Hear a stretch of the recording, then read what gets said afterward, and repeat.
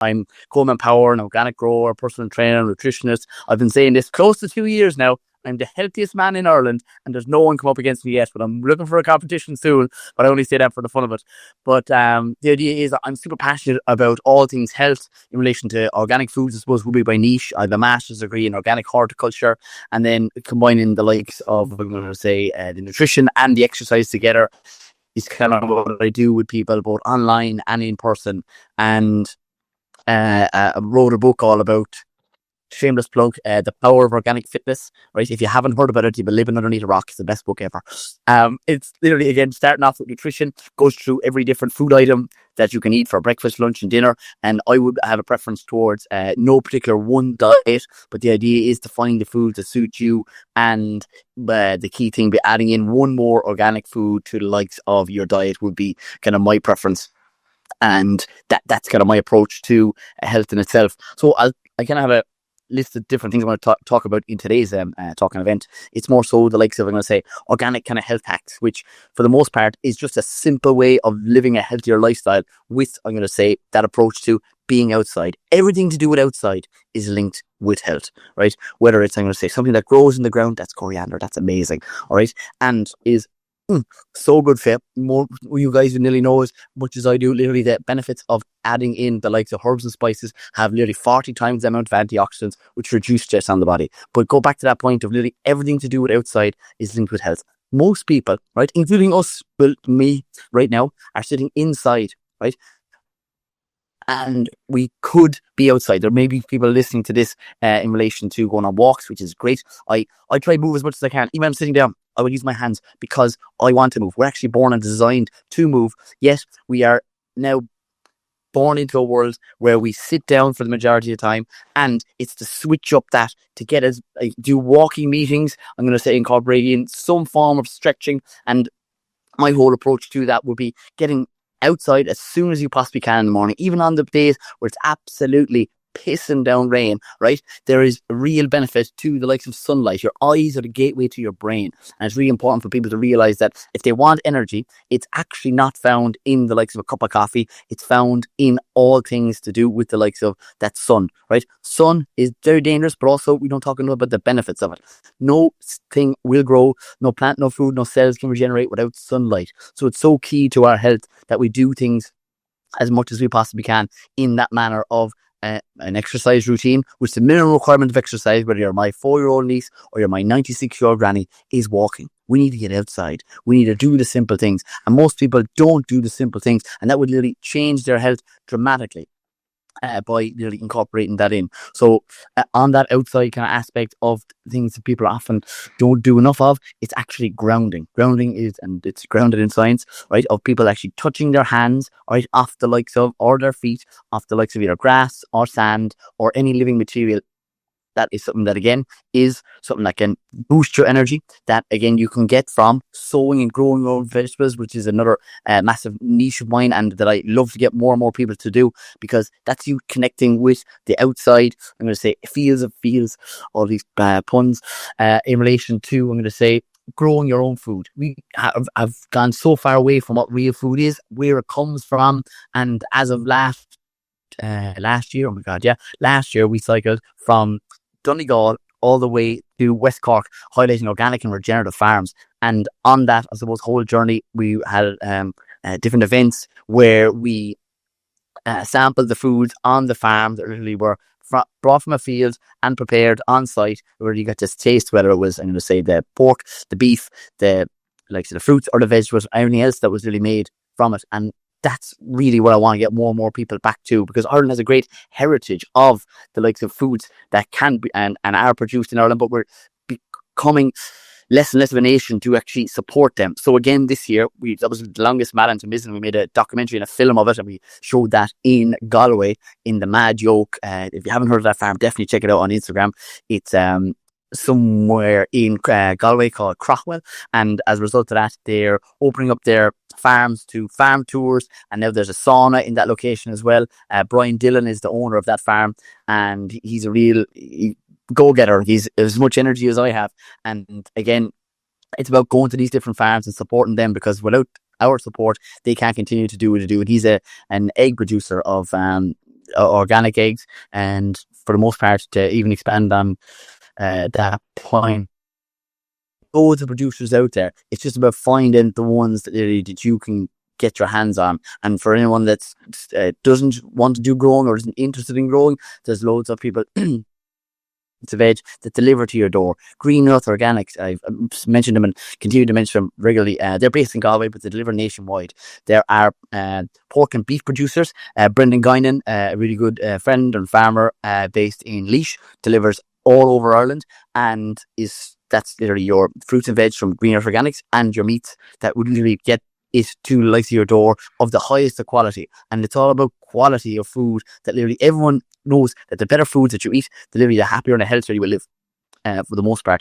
And after that, this year, so coming on to the, I'm going to say 2025 or 2024 recycles the Land of Ireland, we're going to do it again. That's starting the 8th to the 13th of September, so it's coming up very shortly. So I'm training for that, and again, another great exercise routine where you're literally going back to simple things, and that's what we need to get to, right? Eating real foods, exercising a simple way, and the word simple is what most people try and complicate. What do I have to do? What's the best routine? And it's great that we do circuits, and I train with weights too, and the idea is it's the best type of exercise is the one that you will literally do the most of. If it's walking, that's great. If it's circuits, that's great too. If it's 2 sets of dumbbells at home, most of my workouts now I do at home because it's, well, how I train my clients, but also the fact that it's so simple. I have 2 sets of 5 kg dumbbells, I have a bottle of water, and I have the likes of mat, and I can literally bang out a session in 20 minutes that literally does me. It doesn't have to be for hours. It literally has to be literally regular and consistent. And that's how you get, I suppose, consistent results. And I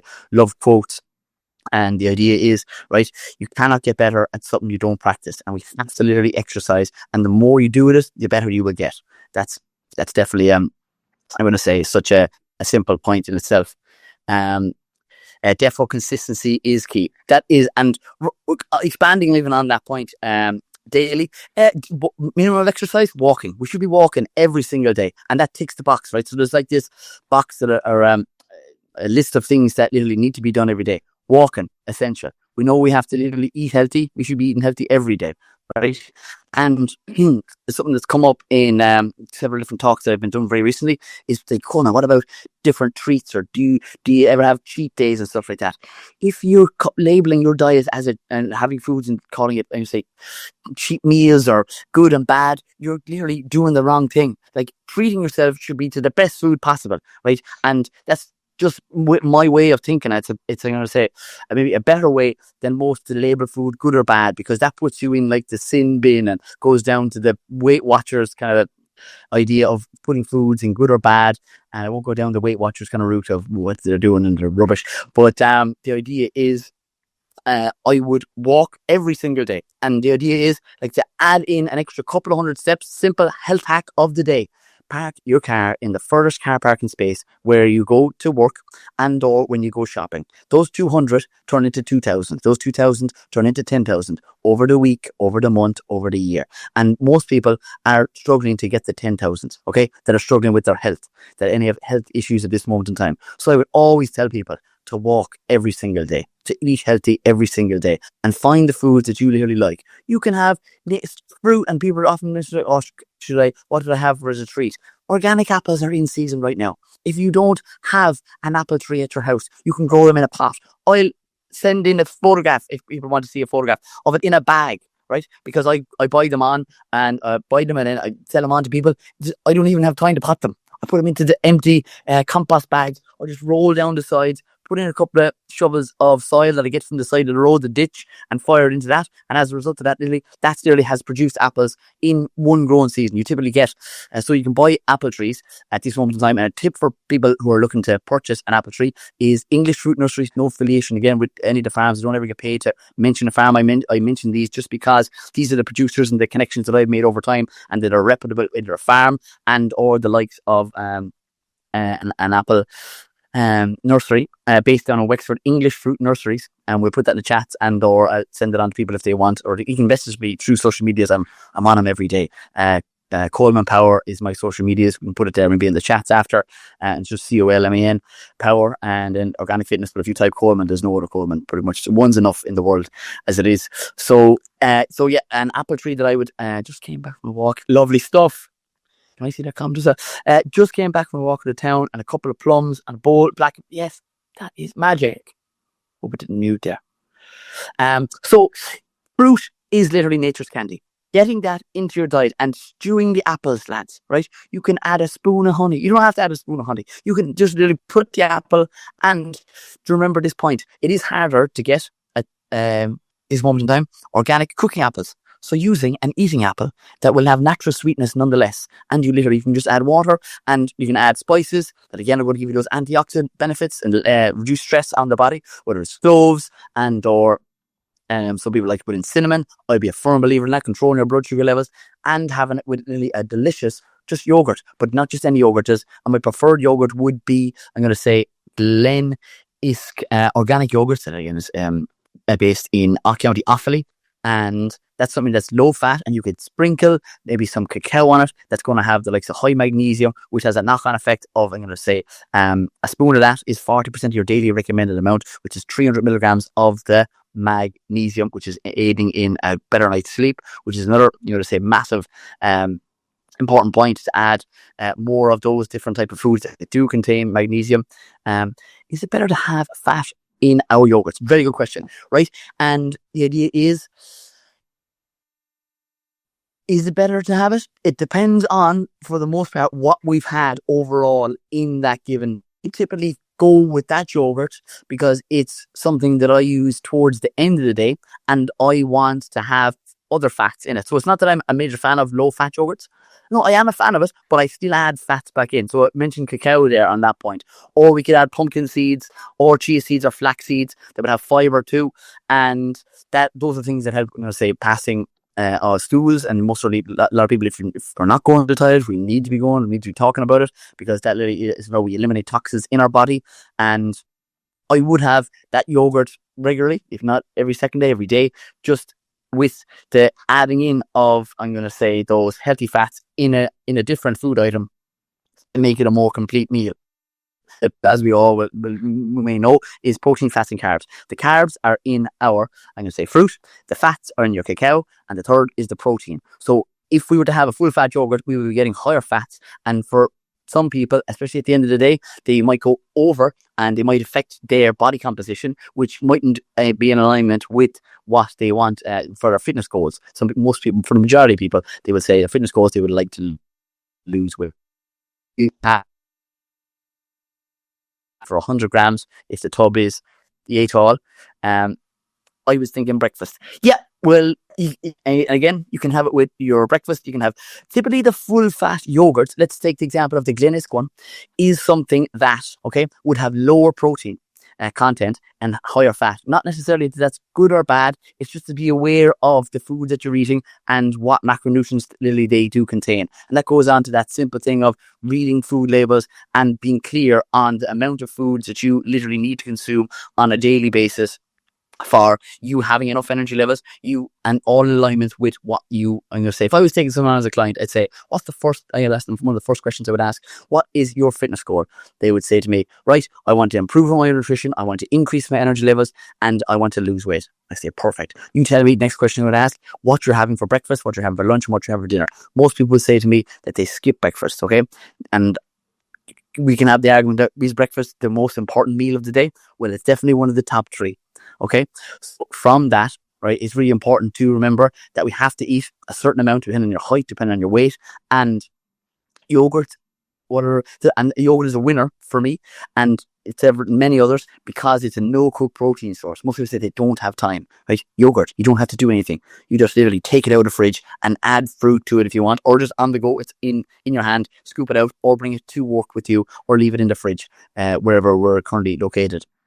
And that's why I'm a major fan of yogurts. So not to say that either low-fat yogurts or high-fat yogurts are good or bad, but definitely I would have a preference towards people getting it or organic for the most part. And Glen Isk is probably the better and the cleaner of the ones.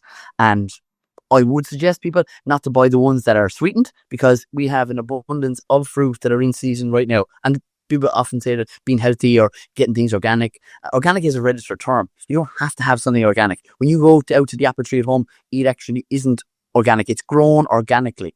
Organic is a registered term. So to be organic, to have anything organic in close proximity, I don't. There's a green registered logo, okay, that really symbolizes that it's governed by two of Ireland's governing bodies, which is Organic Trust or IOFGA. Okay, that then is symbolizing that they don't use the likes of harsh chemicals, and it's grown without the likes of glyphosate, which is typically the harshest of the ones, which really kills all living things that it comes in contact with. So that goes on then of the clean 15 and the dirty dozen.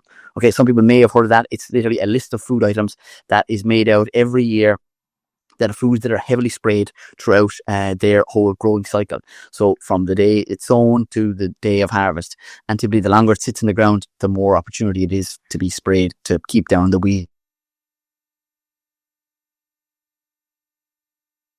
It's documented in the Dirty Dozen, actually there's a Clean 15. Dirty Dozen is the fact that you, if we typically eat the skin, let's say apples, strawberries, spinach, all your greens, rocket, arugula, coriander. Couldn't think of the name of the stuff there sitting beside me. And after that, yeah, those are the ones that are very important to get organically, just because, okay, the sprays come in contact, direct contact with that, and it's hard to remove them. They're steeping it in baking soda for a period of time can remove a high percentage of the likes of the chemicals, but then the fruit doesn't store as well directly after that. And right now, like, there's every opportunity for people to get back to, I'm going to say, growing or supporting a local producer. And my role as a content creator, as influencer, if you want to call that, with people follow me on social medias, is to boost other farmers that literally produce food. Because I used to be a commercial grower myself. I did it for 8 years, and it's a really tough game. Like, I have welts and scars from different injuries occurred using and harvesting of different vegetables, and it's nearly a thank job, because it never ends. As anyone that has come from a farming background, like, you work weekends, you work bank holidays, you work birthdays, you work Valentine's, you work Christmases, you work summers, you work any day that ends in a Y. All right. And as a result of that, you're nearly haggling with people for, do you know what I mean, €3 for something, a bunch of carrots that literally is something that people say, oh, €3 is a bit dear. Well, it was sown, it was watered, it was harvested, it was again delivered to you, and for months on end. And you're not going to give that producer €3 is crazy when we slow down for a second. And what we spend daily on a cup of coffee, which literally means nothing to nobody, and it's over €3. If you get a cup of coffee for €3, do you know what I mean? It's a cheap cup of coffee now.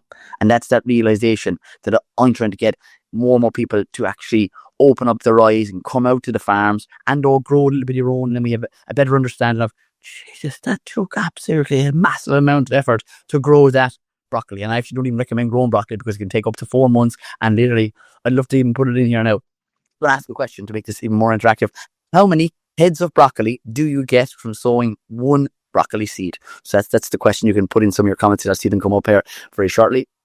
And we'll be going to those farms in September, starting in Giants Causeway. So I started over here. So that was Malin. I went all the way to Mizzen. That was last year. And as a result, this year, we cycled all the, we have one answer, and the Kira comes in and says number 1. So 1 is one guess. Any other guesses? Any advances on 1? So we cycled from Giants Causeway all the way down. 1, if you're lucky, is another guess, and finish in Waterford, my hometown. That's where I'm from, Waterford. You know, some people think I am from Cork. Depending on variety. Interesting.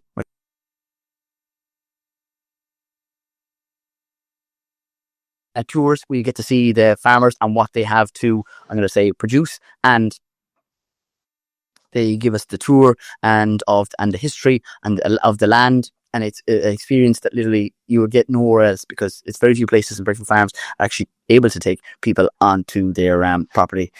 And we're lucky enough to partner up with each of the host farms. So the correct answer, yes, was 1. So for 4 months, you will sow 1 seed, and you will get 1 head, right? And that's tough for people to realize, right? And to not pay that producer. Like, really, when it comes down to it, if you were to do by hour broccoli heads, you'd be paying hundreds when you think about it. If you were to go by hour, the work that went into it, and we want it for 49¢. And isn't that kind of crazy? That's what I was gonna say, Coleman. When you went to like Aldi or Lidl or any of the supermarkets, and they have a section where it's 49¢, and it's just like, oh my god, that's just, I feel awful. Like, and I don't buy it. Oh, yeah, just soul destroying as anyone that's such as myself that's grown things for so long and continues to grow and going. How can we literally advertise that as something that's normal? Right? That isn't the norm. Like, and I just go back to that point of coffee or tea or anything that's bought with a blink of a click of a hat. And yet, if we don't support or start growing a small bit of our own, right, we can't really move forward in life. We're damaging the world, right? So we're only here for 100 years tops if we live that long. I hope to live to 100. And as a result of that, we have to look after, right, the people who are looking after the soil. And it's farmers, it's food producers, and it's both male and female, right, that literally where it's raw milk, there's, you're going to say, based on Limerick, there's loads of different women all across Ireland, either, I'm going to say, fruit or veg, dairy, and or eggs and meats. And we just need to find the closest farm to you and support it for the most part and be willing to pay more, but it's valuable. It's never judge anything on the cost of it. It's more so the value of what you get out of it, because there's no point paying the 49¢ and saying that you're sick, you're tired, and you're looking for more energy, and the soil, I'm going to say, is being damaged as a result of that, because the nutrition profile also 100%, like, couldn't agree with that more. Like, the most nutrition and why organic food tastes better is because, all right, of those higher antioxidants. Antioxidants are linked with flavor. So that's why a tomato, who here has ever tasted a homegrown tomato? They taste completely different. I literally zoom into the camera because I really want to shake it and go, it is a completely different kettle of fish when you literally either grow your own tomatoes or a fresh apple from the tree. My mouth even waters thinking about it because that's how delicious they are. Yeah. Something that are grown again without the harsh chemicals. They're in season right now. Both of those tomatoes, amazing. And there's so many different varieties. Tomatoes probably be one of my favorite, I'm going to say, food items to grow, because it starts from a tiny seed, right? If you don't ever know, there's tomato seeds inside the tomato. You can take one out. You can take one out from a store-bought one, right? Preferably organic, and you can grow from that. Right, there's the tip of the day, but you don't start it at this time of year. You can save your seeds now. So from the month of August and September, you get it from the trusses, the tomato plant, take it and put it on a piece of cardboard, fold that up and put it in an envelope in a dry place in your house. And then next February, right, you can write this down, on Valentine's Day, right, this is what I do as a single 34-year-old man. Every Valentine's Day, sows the seeds, and from that, it gets watered, it gets transplanted. When it shoots up, it germinates from one pot to the next pot, to the third pot, to the fourth pot, then into the ground in the month of May, because we can't put it outside because the tomatoes, again, originally come from the Mediterranean, and it's a hell of a lot warmer over there. Even though we're having not bad weather at the minute, it wouldn't survive half as well if we didn't put it out. It wouldn't survive as well if we put it out that too early, because we can still get frosts and there's cold nights, and the tomatoes do not like that. So they love the comfort of growing in a glass house and or a porch, a conservatory, and or a lovely warm windowsill, or a polytunnel is the last thing. And literally from that, a tomato plant, the seed, as small as the freckle or the dot on my hand, can nearly grow up to 15 feet tall. It just goes huge, long plant. And as a result of that, you can get up to 100 if you have maybe a different variety of a cherry tomato that can have an abundance of fruits on it. Like, for return on investment, that's a brilliant one. And it's a great one for families and kids because it grows taller than you. Like, there's very few plants that do that. So it's great to see it. And there is a small bit of training and twisting and turning and pruning to have it going in a straight manner with either bamboo sticks or string line that you literally wind and twist it all the way up to the top. But I couldn't recommend growing as a health hack, because you get better nutrition, you're outside, you're grounding, which is, I'm going to say, one of those things that I want more and more people to actually do. Connect back with the likes of the soil, the land, and have an idea of how long something takes to be produced. Because we used to do it. Like, you don't have to go back that far. Your parents or your grandparents would have had turnips, carrots, potatoes, and potatoes are another absolute stonewall winner, right? And like, it's kind of a joy for me, because my father grew, like, I don't come from a farmer background, for those of you who don't know that. Like, my mother and father are psychiatric nurses, so I licked it up straight. People say you didn't lick it up off the floor. I kind of did, because I actually wanted to do. I'm dyslexic by trade, so if you follow me on social media, I misspell too much, and as a result of that, like, I've no problem in talking. I could talk here for 3 hours, only for I'll be stopped. But the key thing is that I the point is, oh yeah, I misspell things, and the idea is I am able to talk on points of interest, such as, oh yeah, go back to that. So I wanted sports, but I didn't get enough sports and training. I didn't get enough points in my leaving cert. So from that, second choice was horticulture, and I was like, yep, I'll do that. And that's how I kind of fell into it. And I'm kind of stubborn, so I started and then I finished, and then I got asked, would I do a master's? And then they pulled out my hair. I said, holy God, a master's degree. I went fine through college, and I didn't really start loving horticulture, because I don't really enjoy sitting down and learning stuff and writing it down on a piece of paper again. That's nobody. Well, some people enjoy it, but not me for the most part. I like to do.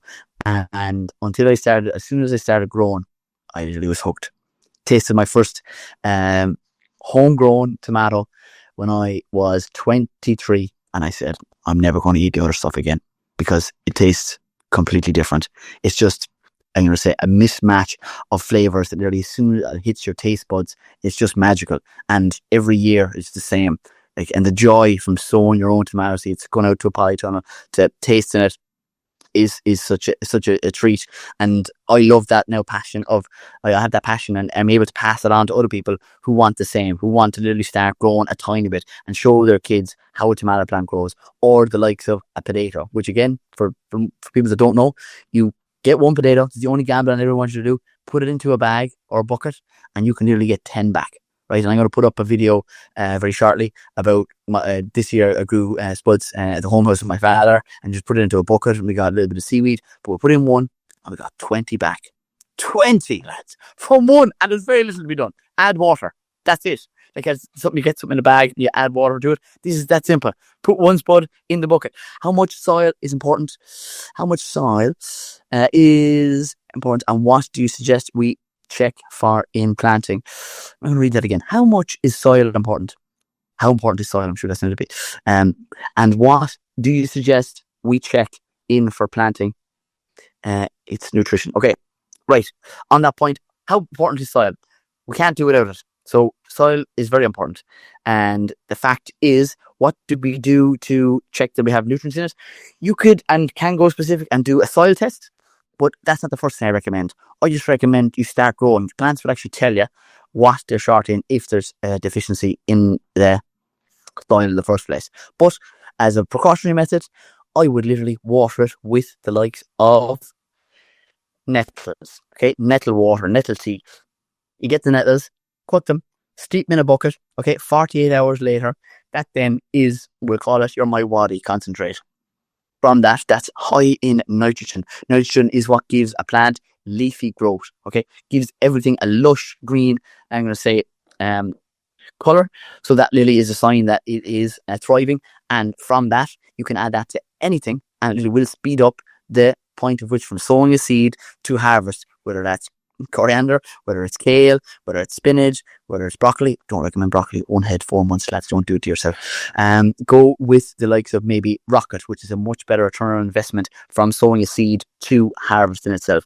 The other thing you can also do is add in add that simple method with seaweed. Seaweed, again, we live in Ireland, we're an island, and can gain the advantage of 21 different micronutrients, and one of those being selenium, really good for your thyroid function. And this is the advantage of growing a little bit of your own, or going to small farmers or producers that literally use these methods on a regular basis, that literally we get higher nutrition. So for the extra 150 that you may have to pay, or €1, whatever, the idea is you will get better bang for your buck. Okay, when you eat it, right? And a lot of people will ask me, one of the first things, Coleman, what supplements do you take, or what coffee are you drinking?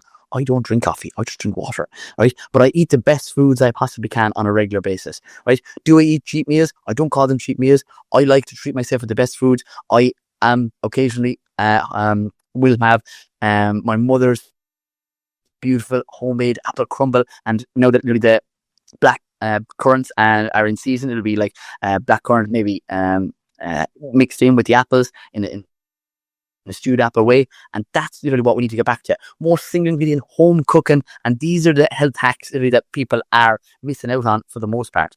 I know there was another comment I had there. I've been doing that recently as well.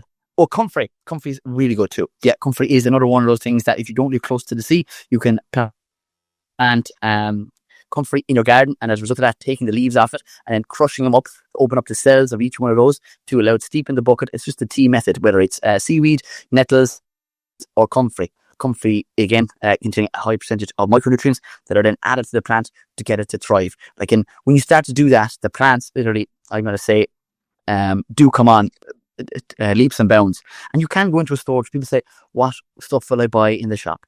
Stop going into the shop and buying the expensive 20-25 euro seaweed extract. Just go down to the beach, and you don't have to. People say, do you need a license?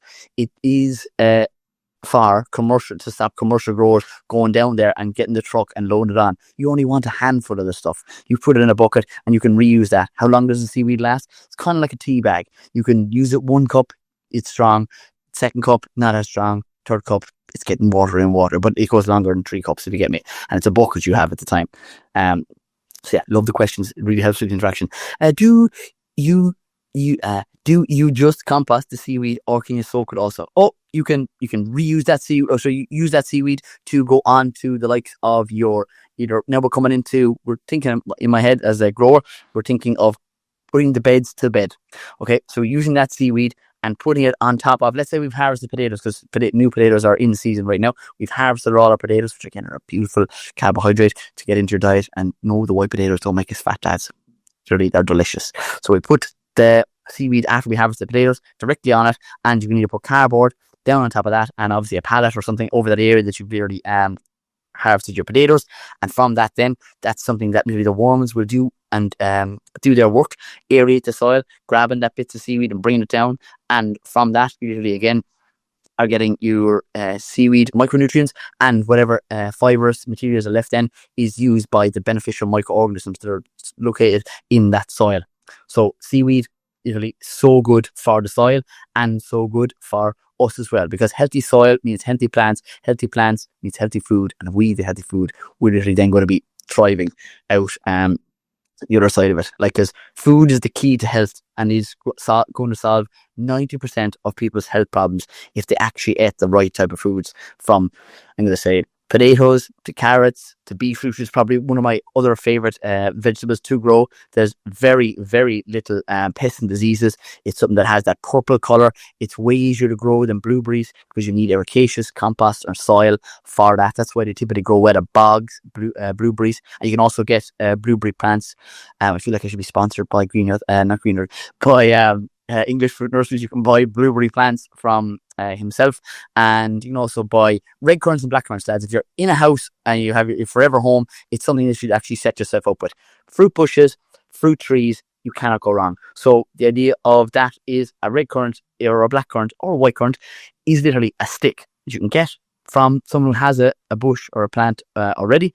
Take a cutting in the month of September, so coming up very shortly, September and onward into the dormant season. Okay, you take the stick and stick it into the grass. You have to do nothing else, and it will literally take. Okay, probably about 10 of them, 9 of them will literally grow. There's about 10% chance of biting, but more than likely, right, if you're lucky, you will get blackcurrant bush from that. It'll obviously start small because it's just a stick, but that is literally a no-brainer to get chemical-free berries into you and your family's diet. And berries, again, so good for you because they're high in fiber, they're high in that same antioxidant as like the blueberries. And blueberries, talking about those, it's just something that we need to add more colour to our plates in itself. That really, really is helpful for us. I live in England, so nettles will be my go-to choice as I back onto the woods. Amazing. That's like nature always provides, and it's really important to firstly get out in it. We've been harping on about that's probably the key point of the biggest health hack of the day is to get outside. But on that point, nettles are in abundance. If you can't find nettles, literally you have also the advantage of a comfrey, or the other option is your seaweed. A friend gave me josta berries recently, like blackthorns on steroids. They're just beautiful, big. If you haven't ever seen josta berries, they're beautiful. They need double in size, and again, they're just so easy to grow. And it's just about getting yourself either a bush that you can have at home and adding it to the likes of, and foods come into season for a reason.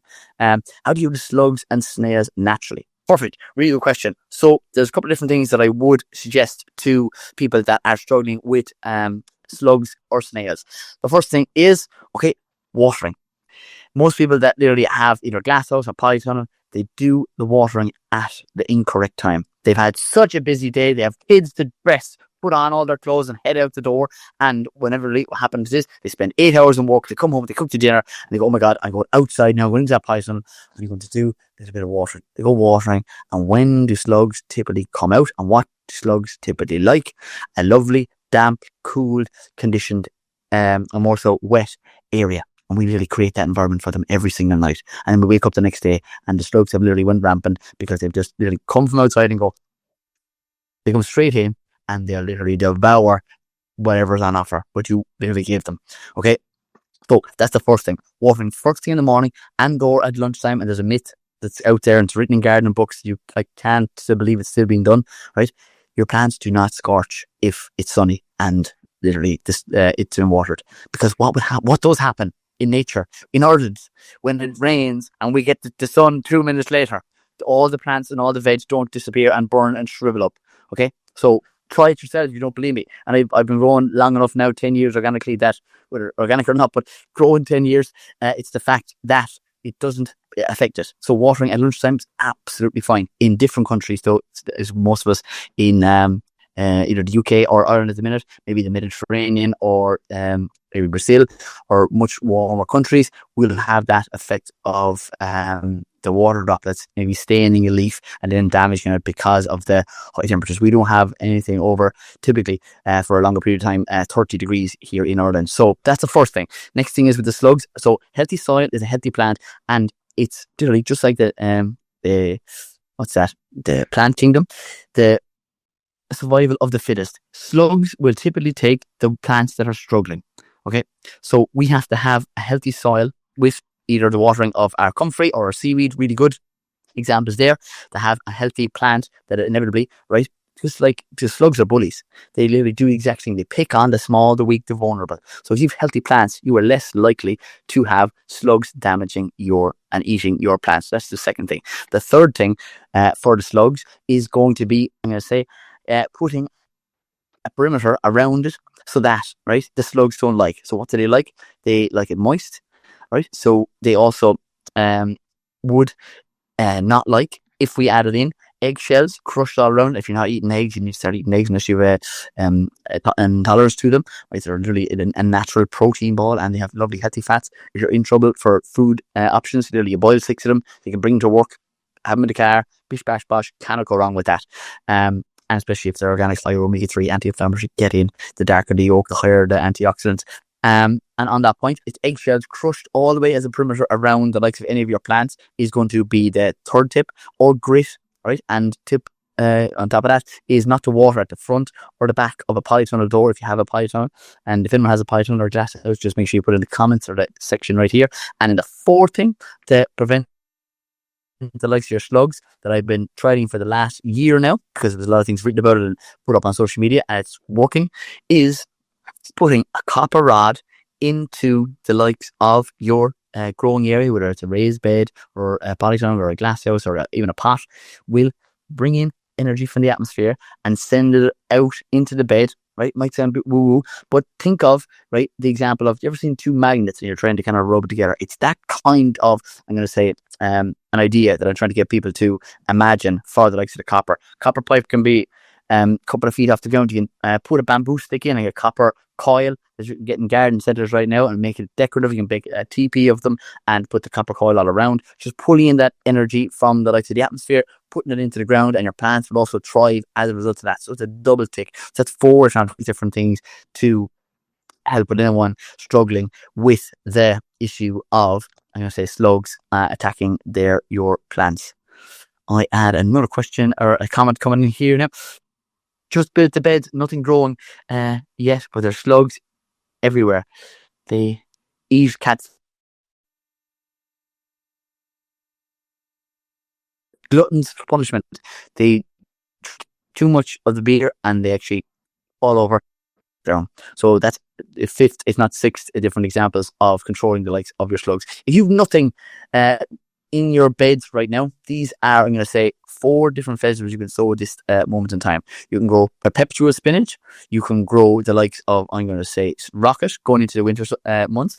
And a really, really cool one is winter purslane. It's one of my favorite all-time greens to grow. It's really high in vitamin C. It's also called miner's lettuce because I got that nickname because when people came out of the mines, I think in the early 1900s, that's one of the first things that they ate.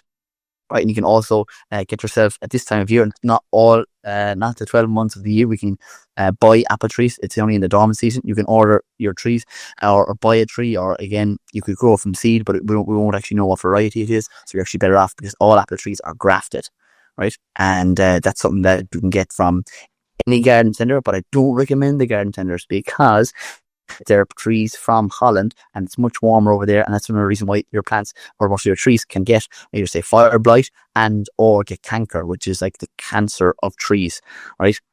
So getting them from an Irish supplier, and there are several other ones available. There will be English Fruit Nurseries. There is something organic, I'll think of that now in a second, are 2 other reputable sources that you can buy from in Ireland and get your apple trees.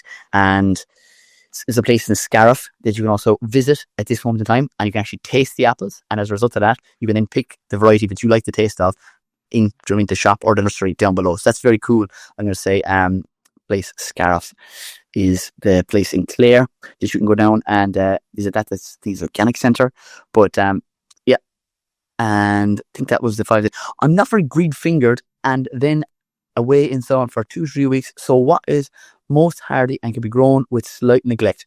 Love it. Seed Savers. Couldn't think of the name. Thanks so much for that, Andy.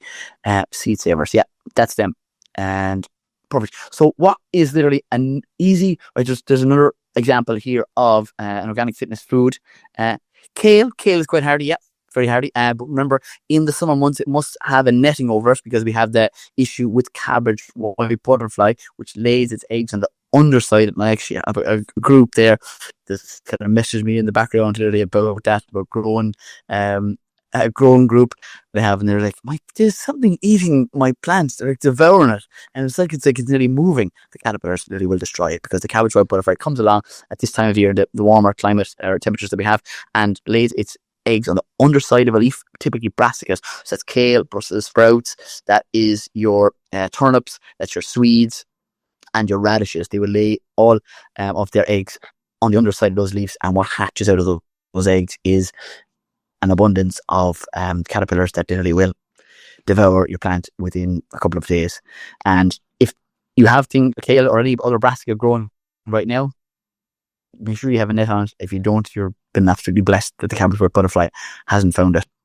No, so going back to organic fitness foods, is that I would recommend that low maintenance would be potatoes. Okay, potatoes are a surely no-brainer for people. As I said, they grow in a bucket, right? The blight-resistant varieties they would recommend to people are South O'Meara, and you can get those from Limerick, an organic supplier, and they won't be available till next, obviously March is when you sow them. So you can go and check out their website is Seeds Ireland, they're registered organic, and I do have a discount code for that. It's Coleman5. And after that, another. Yeah, right. So I'll give you an example of a low maintenance and way of literally getting 3 different crops at 3 different times of the year and having no problem with you going away for 2 to 3 weeks. You can go away for the month. I'll give you the month off, okay? And you literally will still have an abundance of food available to yourself, all right? It's called the 3 Sisters. Okay, it works in symbiotic relationship. I absolutely love that word. Learned it back in school and still never forget it. It's where they work together in a relationship where everyone and both benefits, right? And we have the first crop to be sown is the likes of your sweet corn. Second crop is the likes of your squash, right? And the early bird is a variety that I recommend for your sweet corn. Crown Prince is the variety I recommend for your. I'm going to say Crown Prince is your pumpkin. And your squash, and or your squash. And the third one then is climbing French beans. Cobra is the variety there. There's 3 different varieties of seeds, all sown at the same time, and they each act and have different growing habits. So the first one is the likes of your sweet corn. That starts off, everything starts as a seed, grows up tall, and after that, you can gain the advantage of that acting as a, anchor. From that, you will get 3 typical sweet corns per kernel that you sow, and as a result of that, then the bean starts to grow, climbing French beans, climbs all and winds and supports itself up off that. Next thing is the likes of the squash. If anyone has never grown squash, it sprawls out and comes as a weed suppressant, right? All throughout the summer months. There's no weeding, very little. Once you start off with a clean site, which how do you really clear a site if you want to start growing next year, right? Because this year is finishing, coming to an end. You literally put down isn't sweet corn hybridized?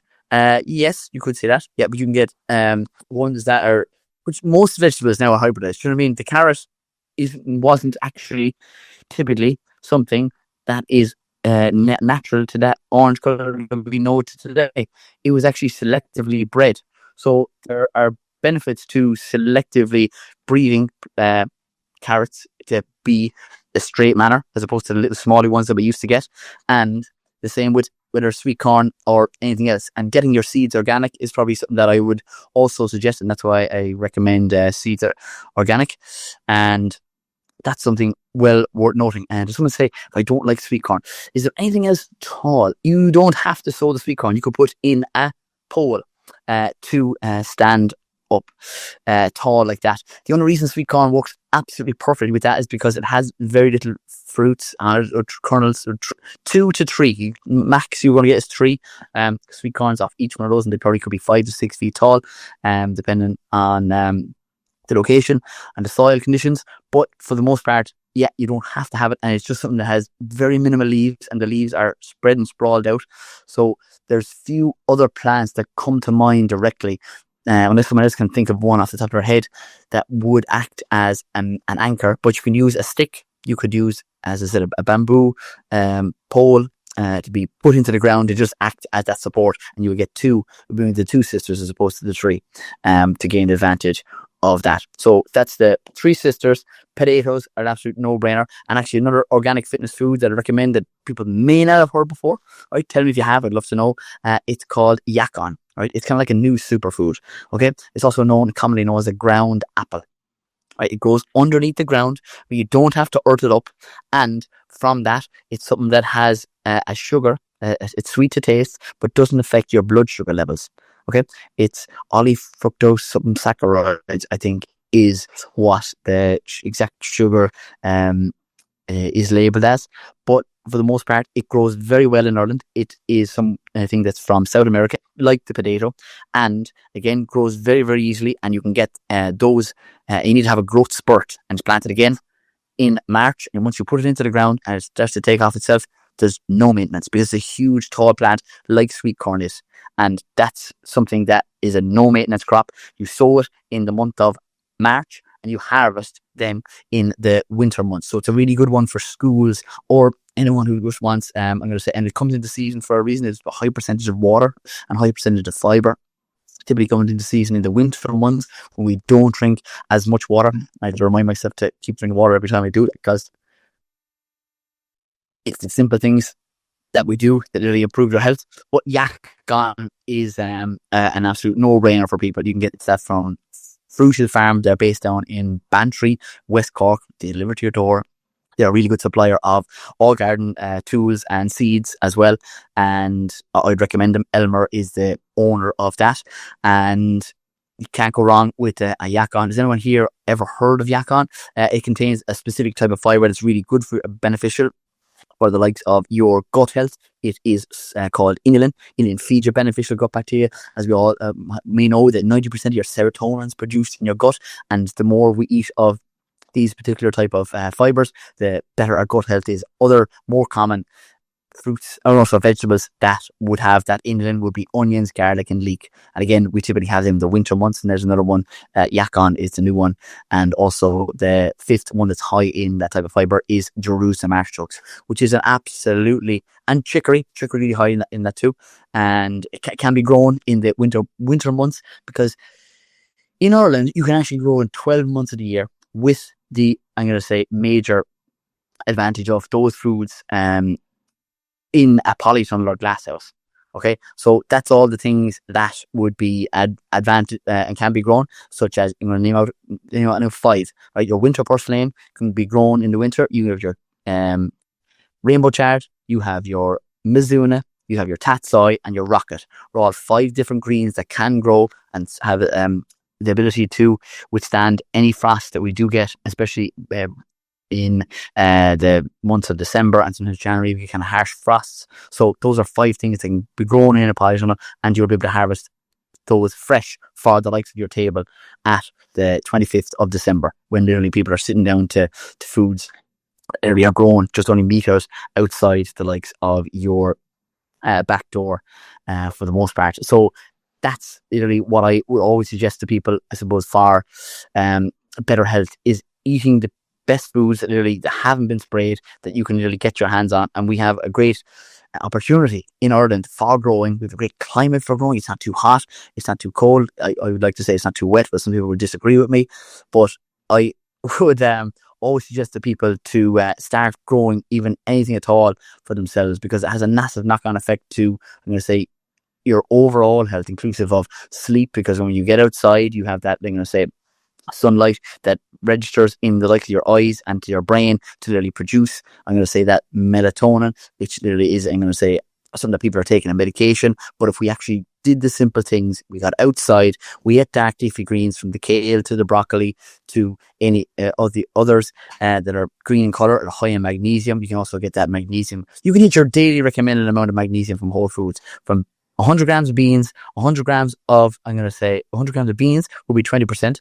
100 grams of your greens, any greens, and they could disappear into spinach in an omelette or in a stir fry. You could add in, I'm going to say, one more lentils, maybe 80 grams of those will get you another 20%. And the final one will be a spoon, just 15 grams of your cacao or dark chocolate, will also hit you your 300 minimum recommended amount of magnesium in a day. And that's my whole approach, right? The definition of a supplement is to, I'm going to say, supplement what you can't get from your diet. And remember this fact, right?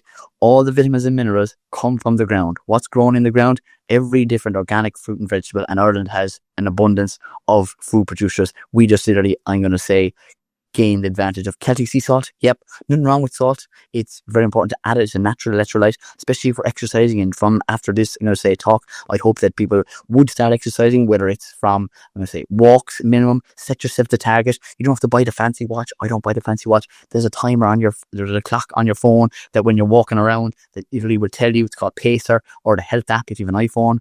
You can download an app that tells you exact steps, and it's that minimum requirement of outside eating healthy foods to literally get you, I suppose, to be the healthiest and happiest version of yourself when literally we do those simple things in itself.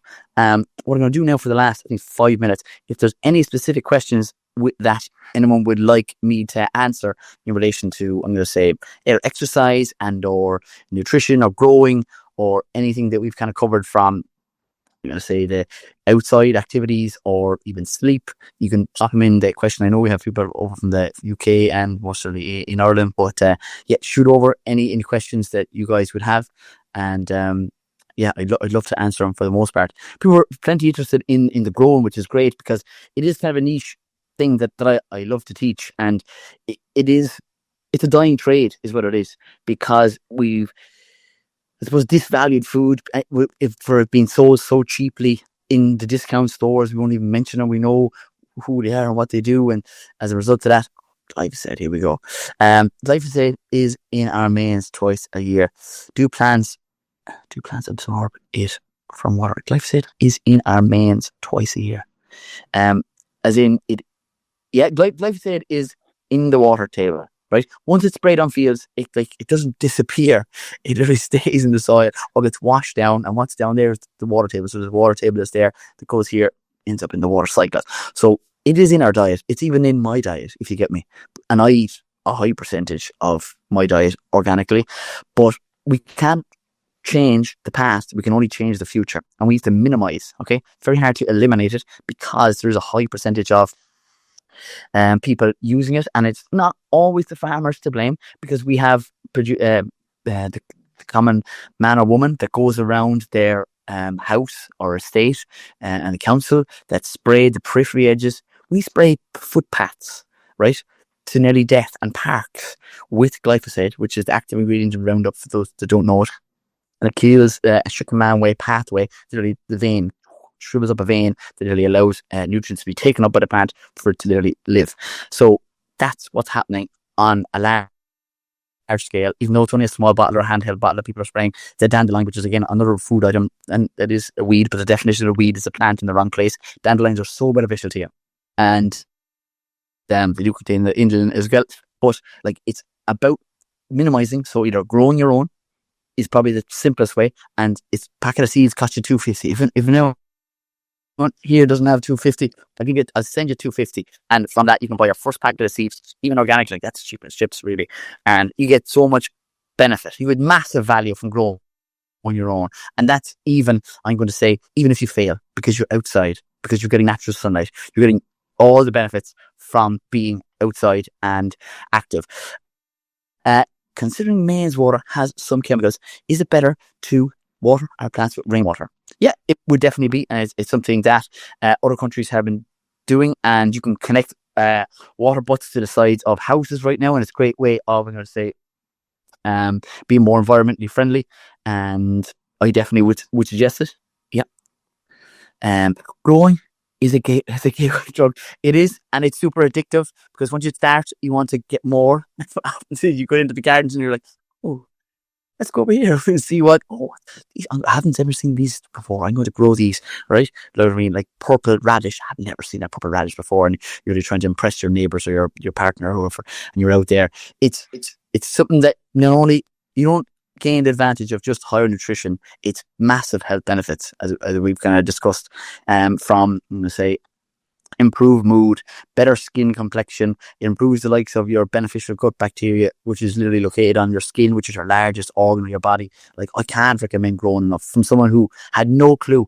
And the first thing I sowed was during my horticulture course in WIT was lettuce. I did a project on lettuce, right? And I was like, this is literally something that I want to do more of. Like, and there was no, like, there was an apple tree at home, at my home house. There was an apple tree that I probably would have kicked apples out of the way growing up. So I didn't grow up with it, but I grew into it. And that's what I'd love more and more people to, I'm going to say, do for themselves. Either grow your own or buy it, but whatever you do, add it to your diet. I'd say there's a line now we can put on the top of the title here, right? Put that in the t-shirt for the win.